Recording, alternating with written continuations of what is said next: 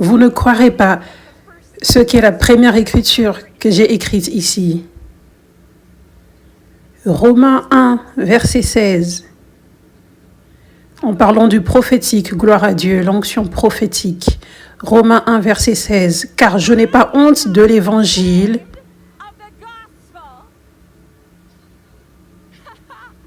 car c'est la puissance de Dieu qui apporte le salut à tous ceux qui croient.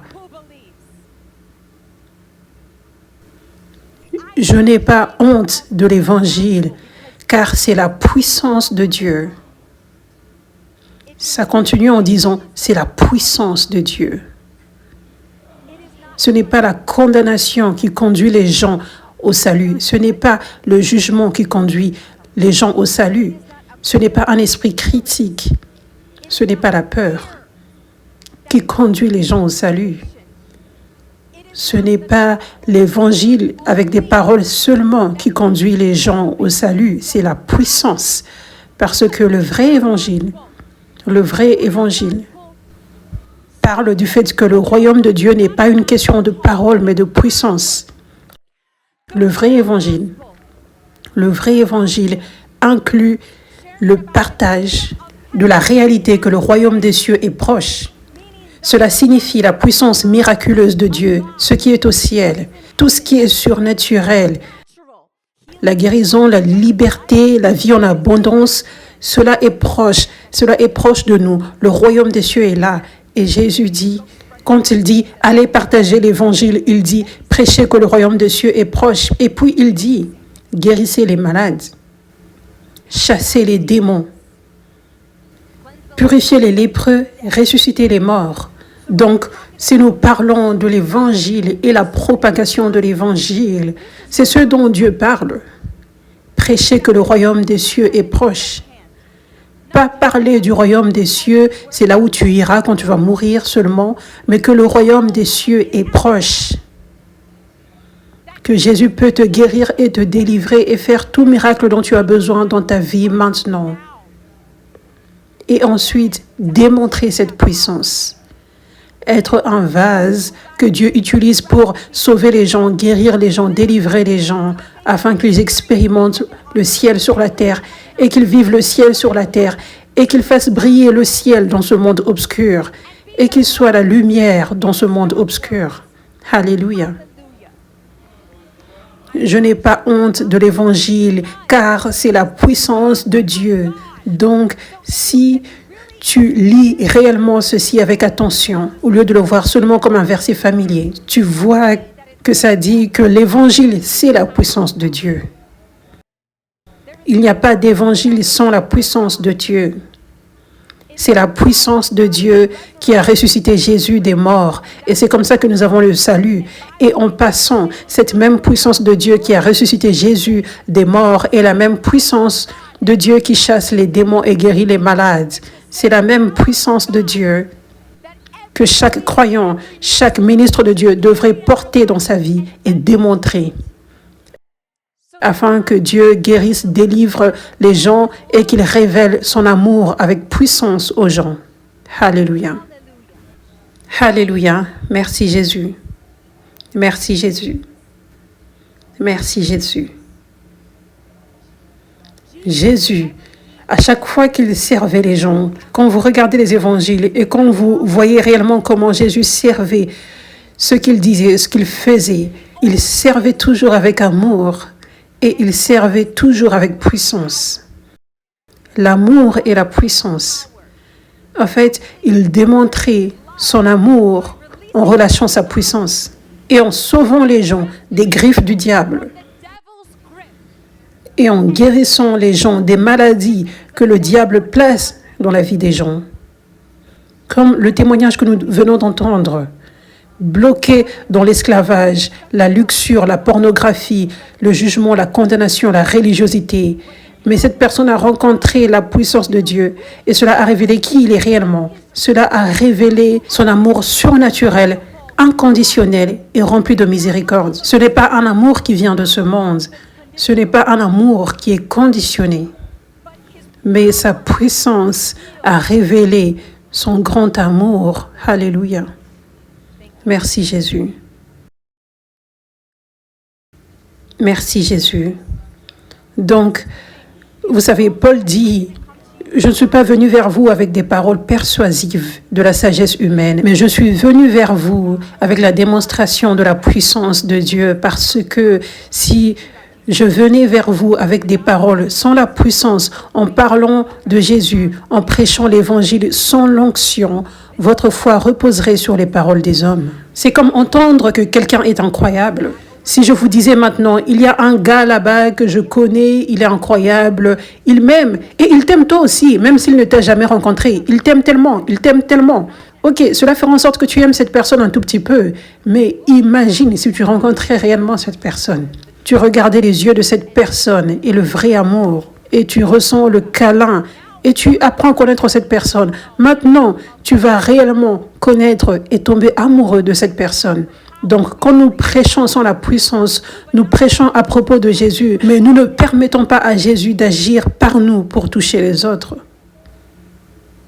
Donc, même quand la parole de Dieu est enseignée, l'onction coule, les gens sont même délivrés pendant le message. Donc, même par la prédication avec la puissance de Dieu est démontrée, les gens sont délivrés. Alléluia. En plus de cela, l'onction nourrit l'être spirituel à l'intérieur, donc ouvre réellement les vrais spirituels. Il y a un travail spirituel qui se fait en quelqu'un au lieu de juste entendre un message inspirant à propos de Jésus, qui sonne réellement bien, mais qui ne transforme pas, qui ne porte pas la puissance qui transforme. Alléluia. C'est pour cela que Paul dit cela. Je ne suis pas venu avec des paroles persuasives de la sagesse humaine sans puissance. Je suis venu avec des paroles simples et j'ai démontré la puissance de Dieu afin que votre foi ne repose pas sur les paroles des hommes, mais sur la puissance de Dieu. Afin que votre foi repose sur la puissance de Dieu. Cela signifie que vous rencontriez réellement Jésus, que vous sachiez et voyez à quel point il est merveilleux. Combien son amour est incroyable. C'est un amour que tu n'as jamais goûté sur cette terre.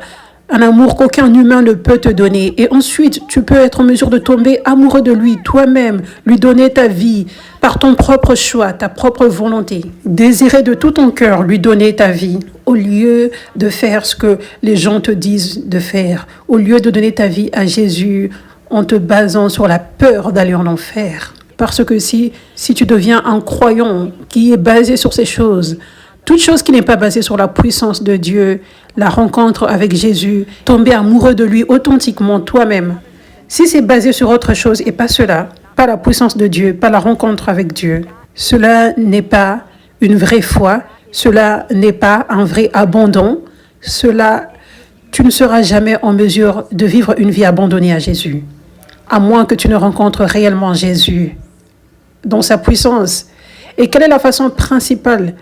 La façon principale, à 99% du temps, je n'ai pas le pourcentage exact, mais la façon principale par laquelle Dieu vient avec puissance, c'est par ses vases. C'est dans l'Église, à la fois à l'Église et également les croyants en tant qu'Église qui sont équipés par l'Église pour être l'Église dans le monde. Alléluia. Donc Jésus, à chaque fois qu'il servait, nous n'avons pas le temps de lire l'ensemble des évangiles aujourd'hui, mais ça c'est votre devoir, lire dans les évangiles avec l'intention de voir réellement comment Jésus parlait aux pécheurs, à ceux qui n'étaient pas sauvés, ceux qui étaient méprisés, les mauvais, comment ils se comportaient, ce qu'ils faisaient. Ce que tu trouveras, c'est qu'il parle avec amour, gentillesse, compassion et miséricorde. Ce que tu trouveras, c'est qu'il ne dit pas, il ne traite pas les gens comme s'ils sont mauvais et méchants. Il ne les méprise pas, même si Dieu, vous savez, Dieu pourrait réellement très bien juger ces gens. Il choisit de ne pas le faire. À la place, il choisit de se présenter à eux, montrer aux gens son amour incroyable. Parce que c'est la bonté de Dieu qui mène à la repentance.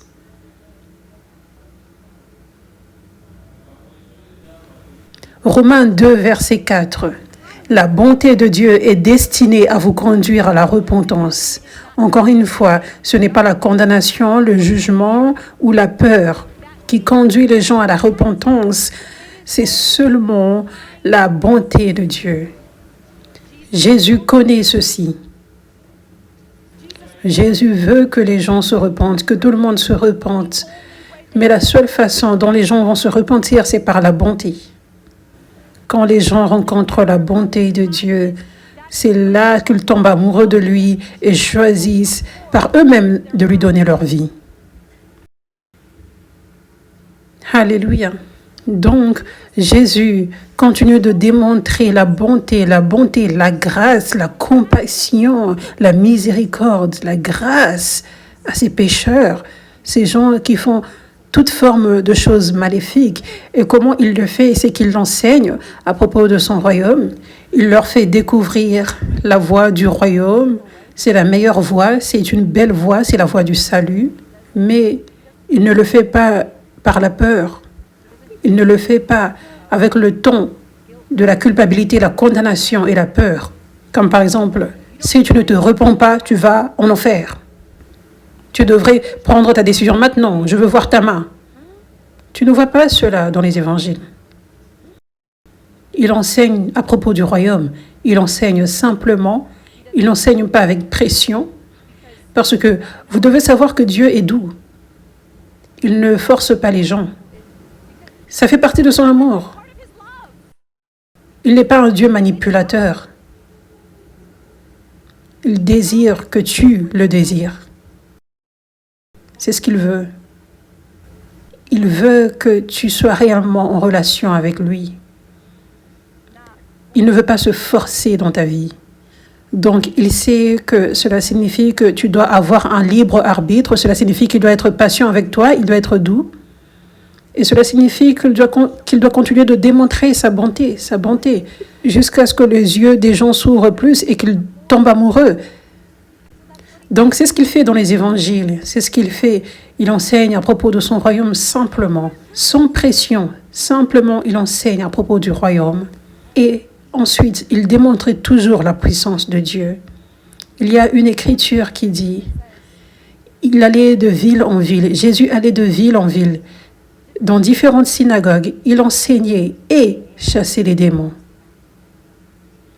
Il n'enseignait pas juste, il prêchait et relâchait la puissance de Dieu. Il sauvait son peuple. Il montrait son amour par cette puissance de la délivrance des gens. Et c'est l'une des grandes façons par laquelle les gens tombaient amoureux de lui. C'était l'une des grandes façons par laquelle ils rencontraient sa bonté. Jésus qui les délivre de leurs oppressions démoniaques, les choses avec lesquelles ils ont souffert. Ils ont été dans une prison spirituelle toute leur vie. Et juste cette délivrance, cette bonté, conduisait beaucoup à venir vers lui. Juste comme Marie-Madeleine, qui avait beaucoup de démons et qui était devenue disciple. Alléluia. Donc, Jésus nous enseigne que la voie qui mène à être réellement la lumière du monde, la voie pour conduire les gens au salut, conduire les gens à la repentance. Et cela se fait par la bonté et la puissance de Dieu. La bonté et l'amour est révélé. La bonté et l'amour de Jésus est révélé par la puissance de Dieu. Alléluia.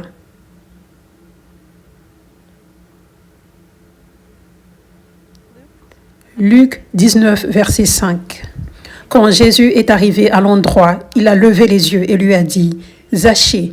Donc ça c'est Zachée. Zachée était un collecteur d'impôts. Et en passant, je vais donner un peu de contexte. Zachée était un collecteur d'impôts. Et à cette époque, les collecteurs d'impôts étaient vraiment immoraux.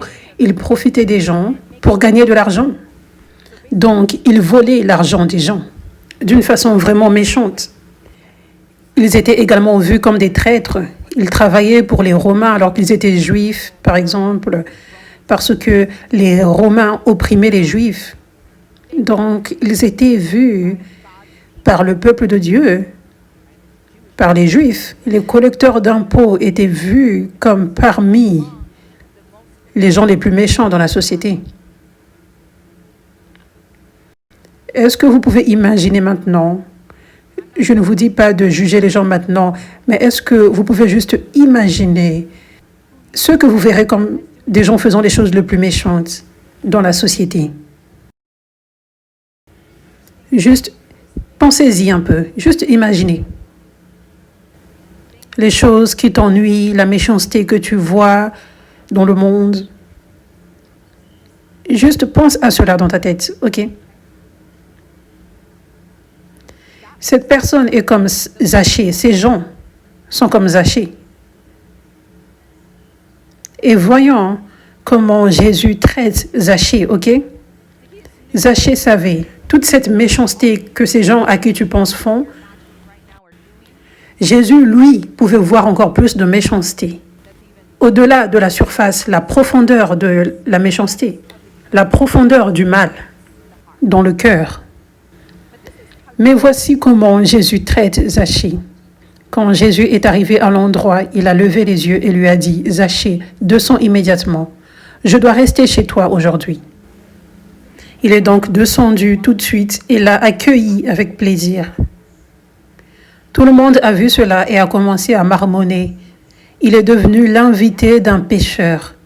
Mais Zachée s'est levé et a dit au Seigneur, « Regarde Seigneur, ici et maintenant, je donne la moitié de mes biens aux pauvres et si j'ai trompé quelqu'un de quoi que ce soit, je rembourserai 4 fois le montant. » Jésus lui dit, « Aujourd'hui, le salut est venu dans cette maison parce que cet homme est aussi un fils d'Abraham. »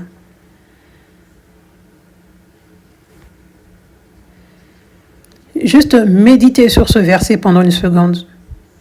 Juste pensez par vous-même, avant que je ne partage. Comment Jésus a traité Zachée. Premièrement,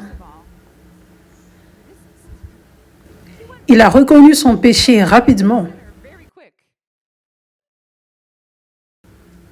Et Jésus n'a même pas eu à mettre en lumière ses défauts. Jésus n'a même pas eu à mettre en lumière sa méchanceté. Il n'a pas eu à dire, tu fais des choses méchantes. Si tu continues de cette façon, tu vas aller en enfer. Tu détruis la société. Tu apportes la corruption dans la société. Et cela ne peut pas être autorisé. Cette société doit être pieuse. Et je ne veux pas accepter cette méchanceté qui corrompt les enfants. Ton exemple, ce que tu fais. Jésus n'a rien dit de cela. Il n'a rien dit. Il a dit, « Zachée, je viens dans ta maison aujourd'hui. » Maintenant, ce qui s'est passé avec cela, c'est que Zachée, il était sur un arbre, il regardait Jésus, il était curieux, il était ouvert. Donc, Jésus, il est parmi cette foule, il est une personne vraiment importante. Beaucoup de personnes veulent passer du temps avec lui. Il a beaucoup d'œuvres importantes pour Dieu à accomplir, mais il voit Zachée et il dit, « Je t'aime. Je veux te montrer la bonté et la gentillesse. Je veux passer du temps avec toi et te montrer la bonté et la gentillesse, juste parce que je t'aime, parce que tu es un enfant de Dieu. Pas à cause de ce que tu as fait que je t'aime, mais parce que tu es un enfant de Dieu. Et je veux que tu accèdes au salut. Et la seule façon par laquelle tu peux être conduit au salut, c'est en connaissant ma gentillesse, pas mon jugement, pas la condamnation. » C'est ce qui se passait. C'est ce que Zachée a ressenti quand Jésus a dit, « Zachée, je dois rester chez toi aujourd'hui. » Et Zachée, en expérimentant juste cet amour et cette puissance, parce que c'était la puissance de Dieu, ce n'était pas un amour qui vient de ce monde. L'onction agissait par Jésus alors qu'il le regardait, alors qu'il déclarait ses paroles. Et Zachée, immédiatement s'est repenti. La bonté a conduit immédiatement à la repentance de Zachée. Il s'est repenti par lui-même. Jésus n'a même pas eu à prêcher quelque chose. Il lui a juste montré de l'amour. Et c'était assez. Et Zachée par lui-même s'est repenti. Il s'est complètement repenti. Jésus pouvait voir qu'il s'était complètement repenti. Il ne disait pas juste des paroles pour rendre Jésus heureux ou quoi que ce soit parce qu'il se sentait nerveux sur le moment. Pour que Jésus dise « Aujourd'hui, le salut est venu », cela signifie que Jésus pouvait voir que cet homme, Zachée, s'était complètement repenti, avait complètement décidé de se détourner de ses voies maléfiques et de se tourner vers Jésus. Donc Jésus dit, aujourd'hui le salut est venu dans cette maison. Cela signifie, Zachée, tu es sauvé, parce qu'il pouvait voir dans son cœur. C'était une transformation totale. Maintenant, Jésus n'avait même pas eu à prêcher l'histoire complète de l'Évangile, ce qui était à venir, parce qu'il n'était pas encore crucifié ou ressuscité. Mais vous savez, il n'avait pas à dire « Lève ta main si tu es prêt à me donner ta vie ». Il n'avait pas à dire « Ok, maintenant répète une prière après moi. Répète ces paroles après moi et ensuite tu seras sauvé. » Parce que dans la Bible, en passant, ça dit « Tu es sauvé quand tu crois dans ton cœur et que tu confesses de ta bouche que Jésus est Seigneur. » Quand ça en vient à comment les gens seront sauvés, ça, c'est ce que ça dit. Ça ne dit rien à propos de l'appel à venir devant l'autel, répéter une prière ou lever les mains. Ça ne dit rien de cela dans la Bible. Les voies de Dieu sont simples, mais la religiosité les rend compliquées. Mais les voies simples de Dieu sont plus puissantes. La simplicité est plus puissante parce que c'est juste l'amour, la bonté et le libre arbitre de gens, au lieu que ce soit la religiosité, la condamnation, le jugement, la peur, les rituels. Ça apporte de la confusion aux gens. Ça ne représente pas bien Jésus aux gens. Ça fait en sorte qu'ils ne veulent même pas donner leur vie à Jésus. Mais si nous pouvons simplement faire ce que Jésus faisait, ne montrer rien d'autre que la bonté aux gens, pas le jugement, alors les gens vont se repentir par eux-mêmes. Nous n'aurons pas à faire tellement de travail. Mon joug est doux, mon fardeau est léger. Juste faites les choses de ma voix et j'agirai puissamment par vous et beaucoup de saluts vont se produire par vous. Alléluia. Dieu soit loué. Maintenant, rappelez-vous de ce que j'avais dit.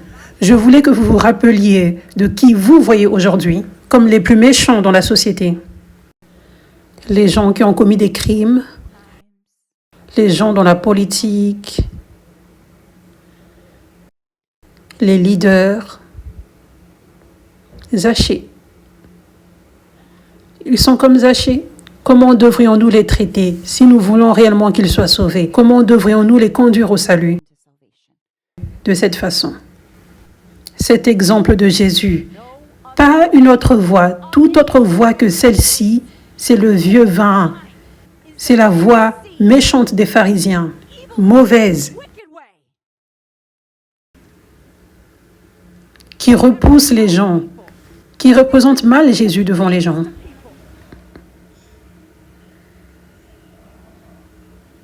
J'étais dans l'avion il y a 2 jours et il y avait un monsieur à côté de moi. Et tout le monde regardait le match des Dodgers depuis les écrans dans l'avion. Il venait à Los Angeles, il habite aux alentours de Los Angeles et il était dans la soixantaine et il était si focalisé sur le match. Et puis, tout d'un coup, les Dodgers commençaient à perdre énormément. Soudainement, il était désintéressé face au match et il s'est tourné vers moi. Et il entame une conversation. Immédiatement, cela conduit à ce qu'il parle de tellement de fardeaux qu'il avait dans son cœur par rapport aux membres de sa famille, qui est si opprimé. Et ce monsieur qui est assis à côté de moi, il a dit qu'il ne parle qu'à Dieu que quand les choses vont mal. Mais il était si désespéré, si désespéré. Il aspirait à ce que ce membre de sa famille qui avait un trouble de l'attention avec hyperactivité, la dépression, les pensées suicidaires. Il était juste si bloqué, il ne pouvait pas avancer, il ne pouvait rien faire. Il était si désespéré qu'il reçoive de l'aide. Et j'étais en mesure de partager avec lui, gloire à Dieu, à propos de notre Jésus qui vient avec puissance pour délivrer. Il était si rempli d'espoir alors que je lui partageais les témoignages à propos de notre Jésus. Il était rempli de tellement d'espoir, il était si excité. J'avais un flyer de l'église 5F, je lui ai donné des instructions, va regarder la vidéo de prière de délivrance, que son frère regarde cela. Et lui-même avait des oppressions, des traumatismes. Il était si excité, gloire à Dieu. Mais vous savez, alors que je lui parlais de Dieu de plus en plus, il commençait à s'ouvrir plus et il disait « oui ».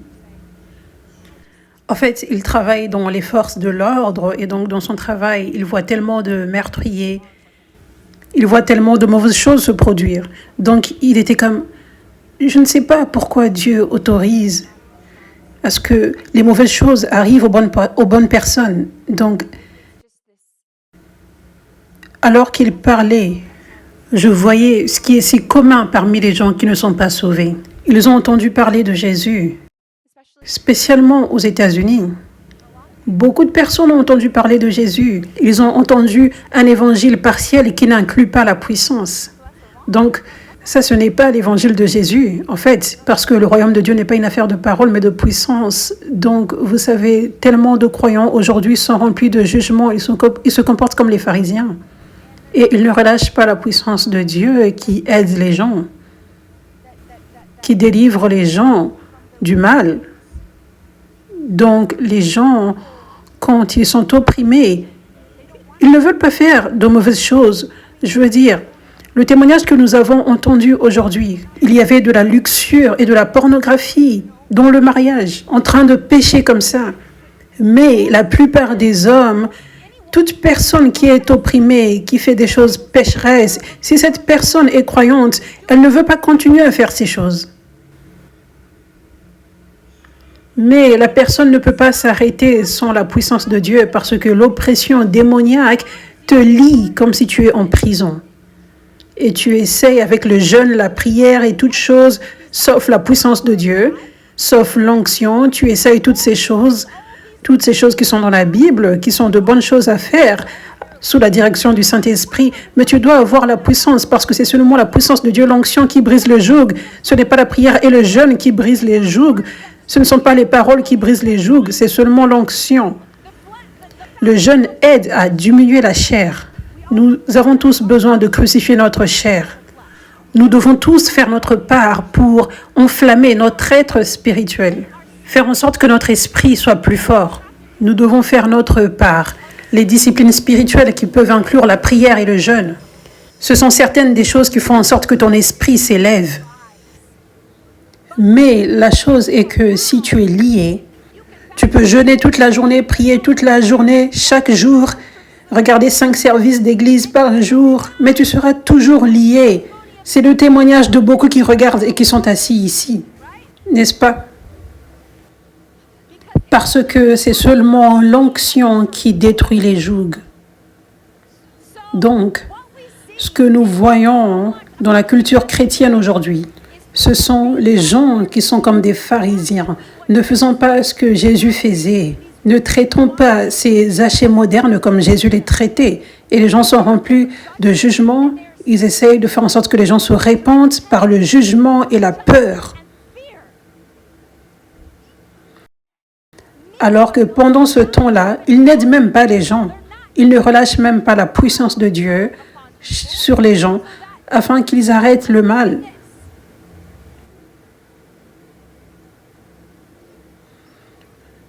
Nous devons avoir les yeux de la grâce pour les gens. Les gens sont mauvais parce qu'ils sont opprimés par des démons. Ils ont besoin de la puissance de Dieu. Et comment obtiennent-ils la puissance de Dieu? En cherchant Dieu. Quand tu le cherches de tout ton cœur, tu vas le trouver. Notre travail est d'être la lumière, d'être attrayant, d'être le sel, afin que les gens désirent venir à l'Église, afin que les gens voient les fruits du Saint-Esprit, qui sont l'opposé du jugement. L'orgueil et la peur. Notre travail est d'avoir les fruits du Saint-Esprit, la gentillesse, l'amour, la compassion, la miséricorde et la joie. Au lieu de malheur et désespoir, le monde est si mauvais aujourd'hui. Ces gens dans la politique sont si mauvais. Oh, ces gens sont si méchants, ça me dégoûte. Ce n'est pas de la joie. Ce n'est pas la paix. Ce n'est pas la bonté. Et cela ne va pas attirer les méchants, ceux qui agissent dans la méchanceté, pour qu'ils viennent t'écouter plus. Nous devons être la lumière qui fait en sorte que les gens veuillent entendre plus, entendre parler plus de Jésus, entendre notre témoignage, nous prendre au sérieux, accepter notre invitation à venir à l'Église. à regarder un service en ligne. C'est ainsi que nous sommes la lumière et le sel. L'opposé repousse et mon cœur brûle pour que les croyants dans le monde comprennent ceci. Comprennent que vous êtes comme les pharisiens et vous repoussez les gens au lieu de conduire les gens à Jésus. Ce que vous faites, c'est dangereux. Dieu vous jugera d'avoir conduit les gens en enfer.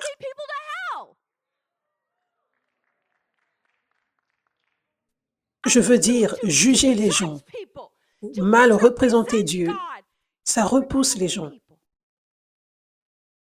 Au lieu de planter des graines dans les gens pour les conduire à Jésus, tu pourrais littéralement planter des graines dans les gens pour qu'ils se détournent de Jésus. C'est sérieux, peuple de Dieu. C'est sérieux. Nous devons prendre ceci au sérieux, plus au sérieux et avoir la crainte de Dieu. Alléluia.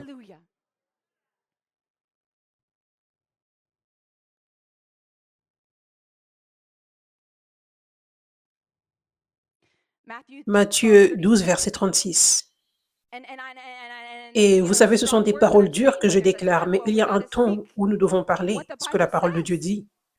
Je veux dire, quand elle parle de ces vérités difficiles, pas juste ce qui est confortable à entendre. Matthieu 12, verset 36. Vous pouvez en être sûr. Vous pouvez en être sûr. En passant, ceci n'est pas l'Ancien Testament. Ce n'est pas l'Ancien Testament, c'est le Nouveau Testament, c'est Matthieu, c'est Jésus qui parle. Vous pouvez en être sûr.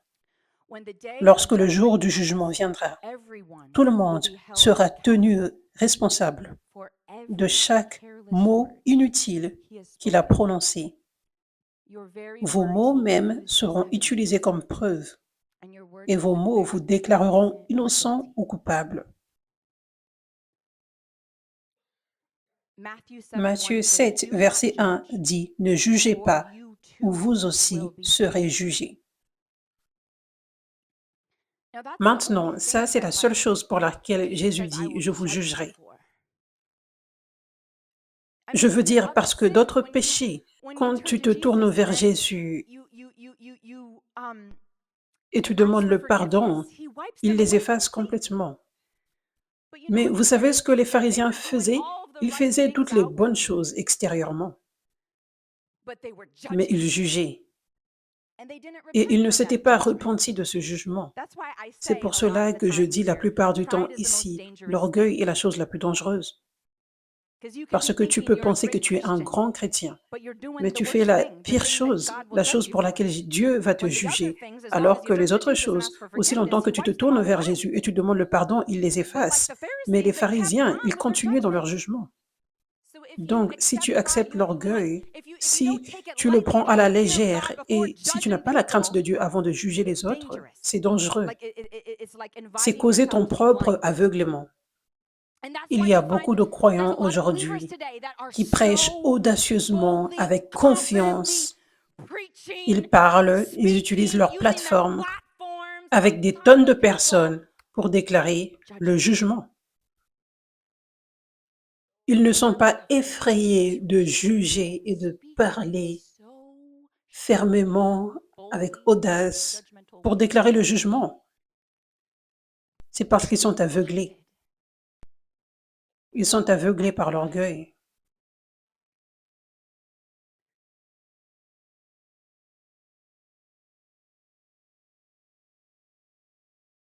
Jacques 2, verset 13 dit « Parce que le jugement sans pitié sera montré à quiconque n'a pas été miséricordieux.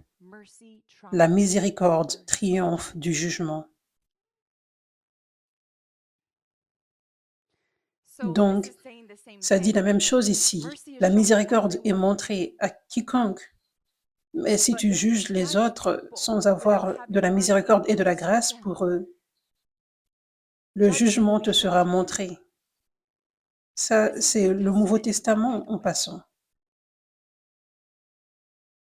Ça, c'est si sérieux parce que ça représente mal Jésus. C'est pour cela que Jésus parle si fermement comme ça quand nous jugeons les gens.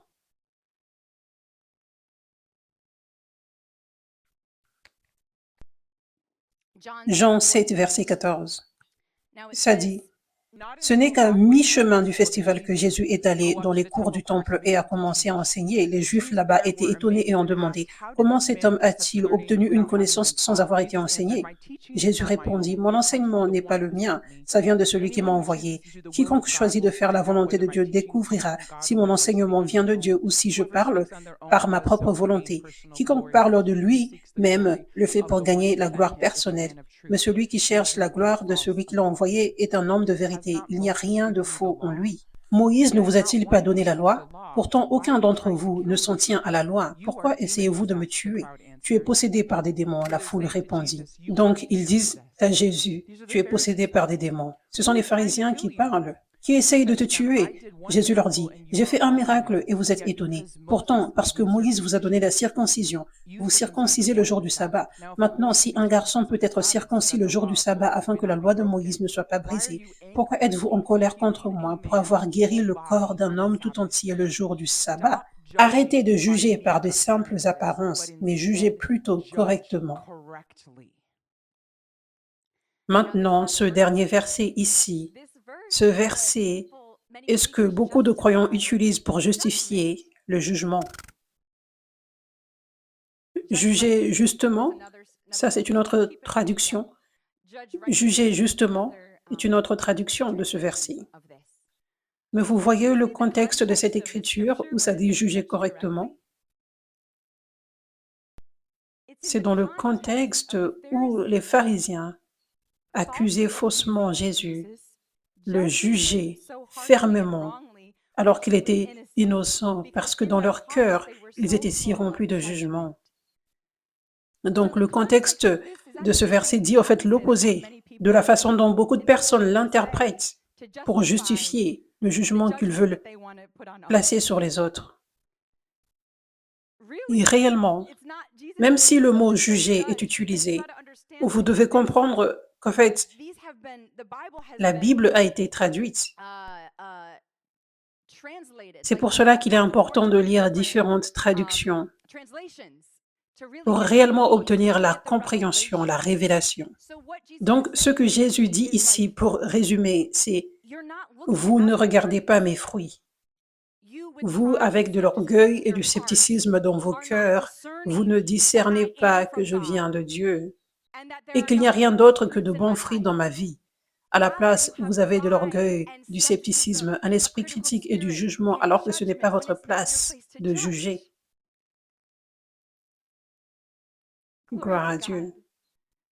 Donc, quand ça dit juger correctement, juger justement, ça parle de discernement. Discerner entre ce qui est vrai et faux. Discerner, ça c'est un vrai fruit divin ou ça ne l'est pas. Et en passant, ce verset ne t'indique pas que tu devrais devenir un juge, que tu devrais pratiquer le jugement. Simplement, ça explique, voici comment tu devrais avoir du discernement, que ce soit par rapport aux ministres de Dieu, s'ils sont vrais ou faux, ou une grande façon par laquelle tu vas utiliser ce verset, c'est pour discerner qui tu devrais laisser être proche de toi. Parce que tu ne devrais pas laisser toute personne être proche.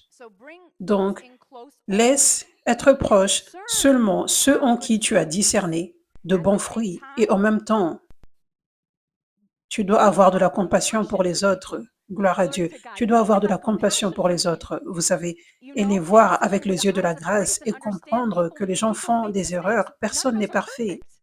Amen. Alléluia. Nous ne pouvons pas avoir un œil trop critique, comme ah, parce que souvent, les gens ont une faiblesse qui n'était pas ta faiblesse. Ils ont une faiblesse qui n'est pas ta faiblesse, c'est ta force. Donc, leur faiblesse, tu peux injustement les juger en oubliant que toi aussi tu as des faiblesses ou tu les avais. Peut-être que Dieu t'a transformé maintenant. Amen. Pour revenir,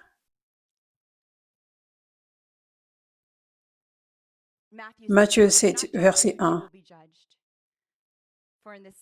En fait, on n'avait pas lu ceci complètement. Matthieu 7, verset 1. Ne jugez pas, ou vous aussi serez jugés, car de la même manière que vous jugez les autres, vous serez jugés. Et avec la mesure que vous utilisez, la même mesure sera utilisée contre vous. Pourquoi regardez-vous la graine de sueur dans l'œil de votre frère et ne faites pas attention à la planche dans votre propre œil? Comment peux-tu dire à ton frère, laisse-moi enlever la graine dans ton œil, quand il y a tout le temps une planche dans ton propre œil? Hypocrite, sortez d'abord la planche de votre propre œil, puis vous verrez clairement pour enlever la graine dans l'œil de votre frère. Donc, au verset 1, ça dit, ne jugez pas, ou vous aussi serez jugés. Encore une fois, c'est le Nouveau Testament, c'est Jésus qui parle. Car de la même manière que vous jugez les autres, vous serez jugés. Maintenant, une autre raison pour laquelle, vous savez, Dieu veut que vous sachiez que ce n'est pas votre travail de juger, c'est votre travail de discerner, mais c'est pour votre propre santé spirituelle, en rapport avec le dernier verset que j'ai partagé sur le fait de juger correctement, en lien avec votre propre santé spirituelle, ce jugement. Mais le terme approprié serait discerner. Votre propre santé spirituelle, cela signifie qui vous devriez laisser être proche de vous et quel enseignant vous devrez écouter. Ce sont les moments où vous discernez, voici le bon fruit, voici les mauvais fruits. Mais ce n'est pas une occasion d'exprimer le jugement par rapport à ce que vous avez discerné. Ce n'est pas une occasion de te rendre juge. Voici la chose. Dieu est parfait, Jésus est parfait. Si quelqu'un a le droit de juger, ce sont seulement eux. Mais Jésus ne juge pas. Il donne aux gens une chance. Et il y a un jour de jugement, mais sur cette terre, il ne juge pas. Il montre de la compassion, la miséricorde, la bonté vis-à-vis de ceux qu'il pourrait juger, n'est-ce pas? Donc, lui-même ne juge pas et les chrétiens jugent les autres. Et vous savez quoi? Chaque croyant, chacun d'entre nous était pécheur. Chacun d'entre nous était pécheur. Et certains pêchent encore des fois. Quand tu donnes réellement ta vie à Jésus, tu n'es plus un esclave du péché, tu deviens un enfant de Dieu. C'est pour cela que nous ne nous appelons plus pécheurs. Nous ne disons pas que nous sommes parfaits parce que des erreurs peuvent se produire. Mais cela n'est pas notre identité. Alléluia. Maintenant, Jésus a dit, Jean 8, verset 3. Maintenant, les scribes et les pharisiens ont amené une femme qui avait été prise en adultère. Ils l'ont fait se tenir au centre de la cour et ils lui ont dit, Professeur, cette femme a été prise dans l'acte même d'adultère. Or, dans la loi, Moïse nous a ordonné de lapider de telles femmes à mort. Alors que dites-vous que nous devrions faire avec elle? Qu'est-ce que votre sentence? Ils dirent cela pour le tester en espérant qu'ils auraient des raisons de l'accuser. Mais Jésus s'est baissé et a commencé à écrire sur le sol avec son doigt. Cependant, lorsqu'ils ont persisté à l'interroger, il s'est redressé et a dit, celui qui est sans aucun péché parmi vous, qu'il soit le premier à lui jeter une pierre. Puis il s'est de nouveau baissé et a commencé à écrire sur le sol. Ils ont écouté sa réponse et ils ont commencé à s'en aller un par un, en commençant par les plus vieux, jusqu'à ce qu'il se retrouve seul avec la femme debout là, devant lui au centre de la cour. En se redressant, Jésus lui dit, « Femme, où sont-ils? Personne ne t'a-t-il condamné ?» Elle répondit, « Personne, Seigneur. » Et Jésus dit, « Je ne te condamne pas non plus. Vas-y. À partir de maintenant, ne pêche plus. » Maintenant, basé sur le contexte de ce que Jésus avait fait et de ce qu'il avait dit à la femme, nous pouvons conclure que Jésus n'avait pas dit, « À partir de maintenant, ne pêche plus. » Nous pouvons conclure qu'il disait de cette façon, « À partir de maintenant, ne pêche plus. » N'est-ce pas? Sans condamnation, sans jugement, mais avec amour. Donc, Jésus dit ici, tu n'es autorisé qu'à la juger. Tu n'es autorisé qu'à juger une autre personne si tu n'as jamais péché. Cela disqualifie toute personne sur cette terre, chaque croyant. Ça le fait, ça disqualifie. Dieu est la seule personne qui a le droit de juger. Premièrement, parce que nous avons tous été pécheurs. Donc, pensez-y de cette façon. Toi, tu pourrais vivre une vie pieuse maintenant, mais il y a eu une saison où tu ne vivais pas une vie comme ça. Donc maintenant, tu vois d'autres personnes, maintenant, dans cette saison où tu vis pieusement, et ces gens vivent dans ta saison passée. Pourquoi tu les juges? C'est l'une des raisons pour laquelle Jésus dit, tu n'as pas le droit de juger. Également, tu ne sais pas ce par quoi les gens sont passés et ce qui a conduit qu'ils se comportent d'une telle façon. Mes parents précieux et incroyables sont ici aujourd'hui et je vous honore tous les deux de m'avoir élevé de la bonne façon, de m'avoir équipé de la bonne façon, afin que je ne me détourne pas de la voie de Dieu et de l'amour de Dieu. Et leur exemple est un exemple d'humilité et de pureté. Et réellement, je ne les avais jamais entendus juger une autre personne, parler avec un esprit critique, condamner d'autres personnes. Ils n'avaient jamais fait cela. Ils avaient une telle pureté dans leur cœur et ils aimaient Dieu. Et nous n'avions jamais manqué un service du dimanche. Ils servaient Dieu toutes les semaines. Ma mère conduisait la chorale du dimanche, mon père chantait dans la chorale du dimanche, j'avais commencé à chanter dans la chorale. Ils aimaient juste Dieu et suivaient Dieu tous les jours. Cela a été mon exemple. Mais ce n'est pas toute personne qui a eu cette éducation. Et réellement, je ne pense pas que j'aurais été qui je suis aujourd'hui si ce n'était pas grâce à vous, papa et maman. Je ne pense vraiment pas. J'aurais pu être un Paul qui était Saul auparavant, mais j'aurais eu à passer par des péchés horribles que Saul avait commis avant de devenir Paul, alors que je n'avais pas à passer par ça.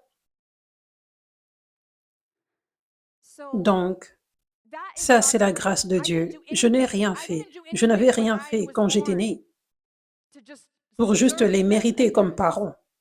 Je n'avais rien fait. J'ai eu une grâce spéciale et une faveur sur moi. Donc, si au début de ma vingtaine, dans la trentaine, j'ai pu vivre une vie pieuse et sainte, c'est seulement par la grâce de Dieu qu'il m'ait donné cette faveur. Ce n'est pas toute personne qui a eu cette grâce et cette faveur dans la saison de vie dans laquelle je l'ai eue. C'est disponible pour chaque personne. Pour certaines personnes, ça vient plus tard dans la vie, si elles cherchent Dieu, vous savez. Et la grâce et la faveur viennent plus tard dans la vie. Donc, qui suis-je pour juger qui que ce soit? Alors que leur éducation s'est faite dans l'abus, la négligence, remplie de péchés, les parents remplis de péchés et qui se comportent méchamment envers eux. Comment pensez-vous que ces gens deviendront? Jusqu'à ce que des gens comme vous plantiez des graines après graines qui attirent les gens à la lumière de Jésus. Ils se tournent vers lui et se transforment de Saul à Paul. Mais dans cette saison où ils sont Saul, qui suis-je pour les juger? Donc, Dieu ouvre tes yeux maintenant pour que tu comprennes, pour que tu aies la crainte de Dieu, que c'est réellement mauvais de juger. Pourquoi nous ne devrions jamais nous placer sur le siège du juge en train de juger d'autres personnes? Amen. Imagine cette personne que tu juges, qui est un Saul maintenant, qui deviendra un Paul, par qui tu pourras même apprendre un jour. Ça, c'est la Bible. Et les disciples, je veux dire, Paul était devenu un leader au-dessus des disciples qu'il persécutait à un moment donné, dans sa saison de Saul.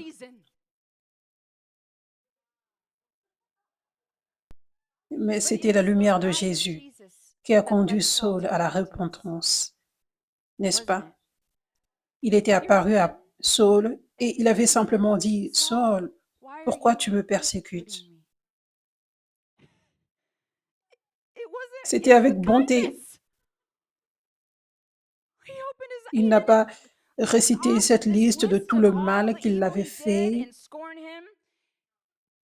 Dieu a le cœur du Père, du Fils prodigue. Ça, c'est le cœur de Dieu, les bras grands ouverts, prêt à le recevoir quand il veut se repentir, son jugement. Donc, alléluia. Donc, puis, il a ouvert ses yeux et Jésus ne l'avait même pas puni. Il devient juste sauvé. Il commence à devenir un disciple, à apprendre les choses de Dieu et il a commencé à servir en tant que serviteur de Dieu en marchant dans une puissance de Dieu extraordinaire. Acte 19, verset 11. Alléluia.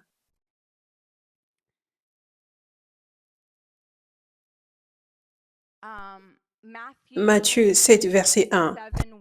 Ne jugez pas, ou vous aussi serez jugés, car de la même manière que vous jugez les autres, vous serez jugés. Et avec la mesure que vous utilisez, la même mesure sera utilisée contre vous. Pourquoi regardez-vous la graine de sueur dans l'œil de votre frère et ne faites pas attention à la planche dans votre propre œil? Comment peux-tu dire à ton frère, laisse-moi enlever la graine dans ton œil, quand il y a tout le temps une planche dans ton propre œil? Hypocrite, sortez d'abord la planche de votre propre œil, puis vous verrez clairement pour enlever la graine dans l'œil de votre frère. Donc, les gens qui jugent, ils voient une graine dans l'œil de l'autre, alors que cette même personne a plus qu'une graine dans son œil, une planche. Ce dont ça parle, c'est que le jugement est pire que tout ce que tu pourrais juger chez quelqu'un d'autre. La planche est plus grande qu'une graine, n'est-ce pas? Mais rappelez-vous, quand Jésus parle des choses auxquelles il s'oppose, il parle de l'orgueil. Dieu résiste aux orgueilleux, mais il fait grâce aux humbles. Donc, c'est pour cela que juger, c'est si mauvais, c'est si sévère. Et souvent, vous savez, des fois, il n'y a même pas une graine dans l'œil de l'autre. Comme les pharisiens, ils jugeaient Jésus sans cesse, alors qu'ils avaient des planches dans leurs yeux, mais Jésus n'avait même pas une graine dans son œil, il n'avait rien. Gloire à Dieu, gloire à Dieu. Alléluia, alléluia. Merci Jésus, merci Jésus. Donc, il y a une grande transformation que Dieu apporte dans le corps du Christ maintenant. Il purifie son épouse. L'une des grandes façons par laquelle il purifie son épouse, c'est en retirant cet orgueil et cet esprit de jugement qui prévaut tellement dans la majorité du corps de Christ aujourd'hui. Il retire cette mocheté qui repousse les gens du monde au lieu de les attirer à Jésus.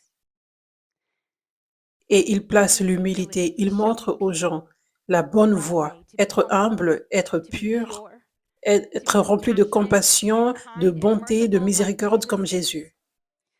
Ce que tu dois réellement comprendre, c'est que nous sommes appelés à être la lumière dans l'obscurité. Et comment être la lumière, c'est vraiment simple. C'est en montrant l'amour de Dieu au monde. Montrer l'amour de Dieu, ne pas montrer la colère de Dieu.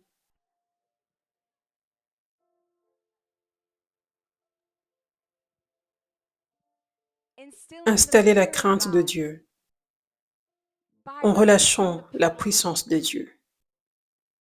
C'est la puissance de Dieu qui apporte la crainte de Dieu chez les gens.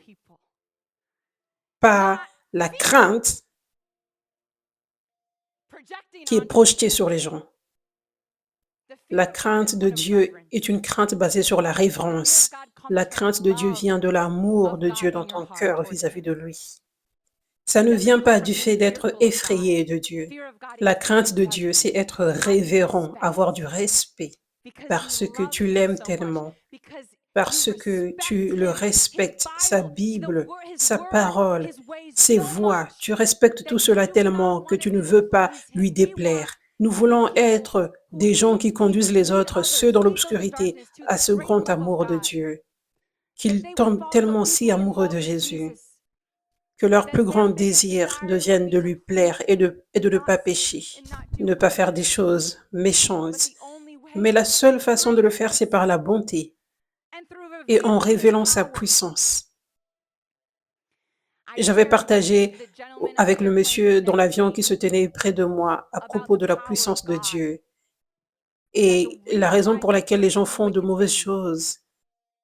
C'est parce qu'ils n'ont pas rencontré la puissance de Dieu qui conduit au salut, qui délivre de l'oppression démoniaque.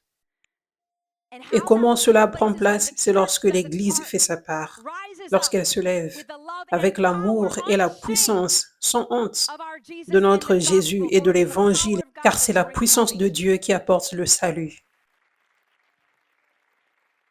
Quand les croyants arrêtent d'avoir une forme de piété, mais en reniant la puissance qui peut les transformer, quand les croyants accepteront Dieu dans toutes ses voies, sa puissance, nous serons des vases de sa puissance, son amour, sa lumière. Et les gens seront changés, personne après personne après personne. Et ça va affecter la société, ça va affecter toute personne autour de toi. La lumière de Jésus est irrésistible. Elle est si puissante, elle est si forte. Elle vainc toute obscurité. Mais seule la lumière et le sel. Un croyant sans une vraie lumière n'apportera pas du changement. Ça peut même apporter du dommage, comme les pharisiens. Mais si chaque croyant, maintenant, c'est la majorité du corps du Christ qui est dans le vieux vin, qui n'embrasse pas la puissance de Dieu et qui se comporte comme des pharisiens remplis de jugement. Mais qu'en est-il si tous les croyants acceptent Dieu dans toutes ses voies, si chaque croyant était réellement la lumière, faisait briller la lumière de Jésus, révélant la puissance et l'amour de Jésus, combien de personnes seraient transformées? Chaque sphère d'influence serait changée, ton lieu de travail serait changé, les gens se repentiraient, ils viendraient à l'amour de Jésus, ils se comporteraient comme Jésus, dans ton lieu de travail, dans ta famille, dans ton entreprise, dans chaque sphère, dans les sphères où les gens ont de l'influence, la puissance et l'argent. Dieu veut que toutes ces personnes, ces leaders dans les gouvernements, il veut que toutes ces personnes connaissent son amour, sa puissance. Ils sont également ses enfants. Et la seule façon pour qu'ils soient conduits à la repentance, c'est en connaissant la bonté de Dieu, en rencontrant sa puissance qui les délivreront de l'oppression qui les conduit à faire de mauvaises choses. C'est la voie. Alléluia. C'est la seule voie. Et je veux vous encourager tous. Je veux vous encourager tous à, à se rendre compte d'à quel point c'est sérieux de bien représenter Jésus. Le prendre au sérieux. Parce que chaque graine que tu plantes est si puissante.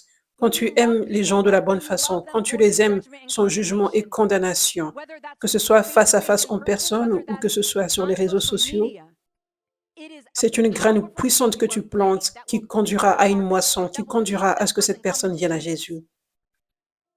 Mais si tu agis de la façon typique, en suivant la tendance chrétienne d'aujourd'hui, qui est populaire aujourd'hui dans le vieux vin, hein, tu pourrais repousser les gens même, repousser les gens de Jésus. Je veux vous encourager tous, guerriers du réveil, à prendre ceci au sérieux, se mettre complètement dans le vin nouveau. Vous ne devez pas être tiré par la tendance actuelle. La tendance actuelle. Suivre la tendance, faire les choses populaires. Rappelez-vous de ce que j'avais partagé la semaine dernière, le message de la semaine dernière. J'avais partagé sur comment il y a certaines personnes qui s'accrochent au parti du vieux vin qu'elles aiment. Cette voie du jugement qui est si prévalente dans le corps du Christ est l'un des grands aspects du vieux vin auquel beaucoup aiment s'accrocher. Il est temps de laisser cela s'en aller. Il est temps de tout abandonner à Jésus et d'être réellement comme Jésus. Aimer les gens comme Jésus avait aimé Zachée, la femme qui avait commis l'adultère. Toute personne dans ta vie privée, les gens que tu vois dans les infos, les gens que tu vois dans le monde, les leaders dans ce monde, les leaders en Amérique, vous savez, vous les voyez faire de mauvaises choses. Je veux vous encourager, à chaque fois que vous voyez cela, vous voyez la méchanceté, renouvelez vos pensées avec ce que je vous ai partagé aujourd'hui. Renouvelez vos pensées. Ça, c'est Zaché. Ça, c'est la femme qui avait commis l'adultère d'aujourd'hui. Comment suis-je supposé traiter cette personne dans mon cœur, avec mes paroles?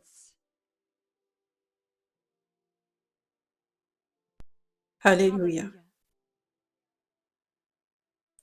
Je le prends aussi au sérieux. Bien représenter Jésus. Les gens regardent, les gens me regardent, mais ils te regardent également, comme je l'avais partagé la semaine dernière. Tu as une sphère d'influence, même si c'est petit. Il pourrait y avoir un Saul qui se transforme en Paul dans ta sphère d'influence, n'est-ce pas? Toute personne est importante et les gens te regardent, ils regardent ton exemple. Dieu nous appelle à gagner toute personne. Donc, comment nous faisons cela? C'est en se focalisant sur Jésus, en se focalisant sur le fait d'être la lumière, ne pas être tellement lié par certaines passions qu'on pourrait avoir et qui pourraient être bonnes et pieuses, suivre les tendances d'aujourd'hui, mais se focaliser seulement sur le fait d'être la lumière de Jésus, garder nos yeux sur Jésus. Ça, c'est comme ça que plus de personnes seront gagnées dans le royaume. Tu postes des choses remplies de jugements en ligne, les gens regardent, les gens se détournent. Même s'ils ne se détournent pas de Jésus, ils pourraient se détourner de toi alors que Dieu voulait t'utiliser pour les conduire à Jésus. Ça, c'est ce que Dieu avait planifié. Amen. Aimons bien les gens, peuple de Dieu, armée du réveil. Aimons bien les gens. Ceux qui se comportent dans la méchanceté, dans le mal, aimez-les. Montrez-leur la bonté, la miséricorde. Amen. Alléluia. Alléluia. Êtes-vous prêts à bien aimer les gens? Vous pouvez vous lever maintenant.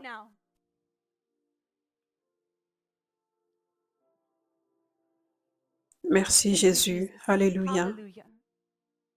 Merci Jésus.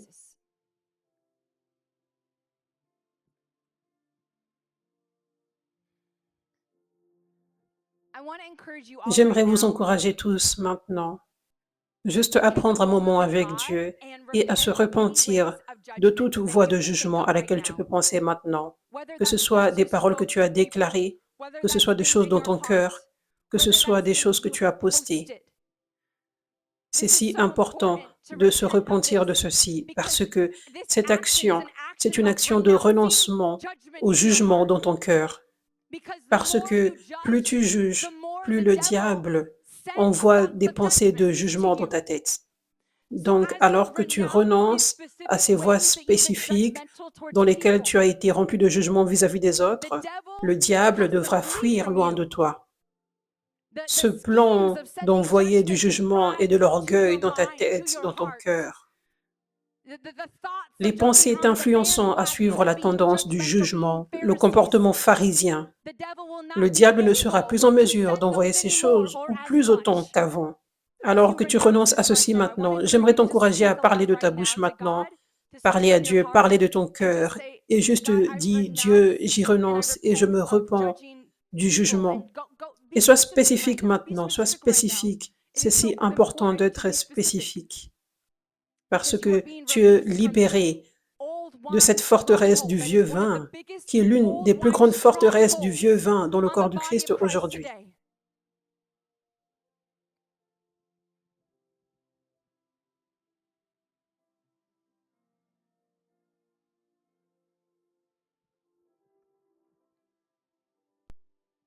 Merci Jésus. Merci Saint-Esprit. Shoria baravara sikia.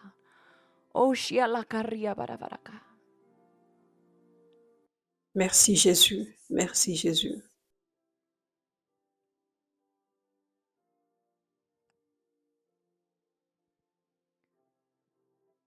Et j'aimerais vous encourager tous maintenant à renoncer à l'esprit religieux. Renoncer au jugement des autres. Renoncer à avoir été jugé toi-même. Parce que pour certains d'entre vous, cela vous a conduit à vouloir juger les autres parce que vous avez été jugé par d'autres.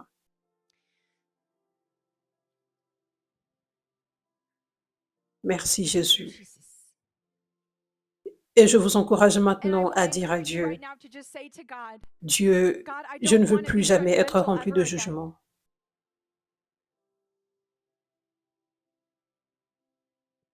Je ne veux plus avoir un esprit critique vis-à-vis des autres. Je ne veux plus suivre la tendance.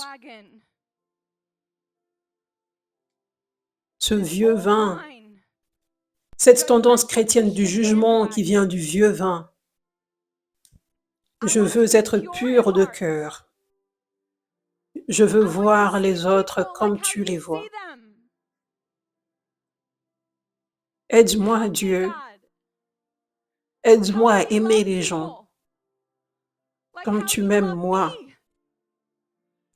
Aide-moi à montrer de la grâce et de la miséricorde aux autres, comme tu m'as montré la grâce et la miséricorde. Aide-moi à aimer les gens, comme tu as aimé Zachée. Donne-moi tes yeux. Sharia barabarara surya barabarara kia e la la la la corra barabarara shia mananana karia e barabarara suna nanana shia. Je vois Dieu te donner les yeux spirituels pour discerner les mauvaises voix que tu écoutais et qui ont été une porte ouverte pour ce jugement dans ton cœur. Merci Jésus. Que tes yeux spirituels s'ouvrent plus. Que tes yeux spirituels s'ouvrent plus. Merci Jésus. Je déclare maintenant que le jugement quitte les cœurs des gens, tous vos cœurs maintenant. L'esprit critique, l'esprit religieux doit partir maintenant. Au nom de Jésus. Merci Jésus. L'orgueil doit partir au nom de Jésus. Et je déclare que tous les traumatismes qui sont venus parce que les gens t'ont jugé, parce qu'ils t'ont accusé faussement, tout cela doit partir maintenant au nom de Jésus. Merci Jésus. Merci Jésus. Merci Seigneur. Alléluia. Que l'amour de Jésus brûle plus dans ton cœur, que la compassion brûle plus dans ton cœur au nom de Jésus. Merci Jésus. Alléluia. Alléluia. Amen. Amen. Alléluia. Alléluia. Alléluia. Merci Jésus. Merci Jésus.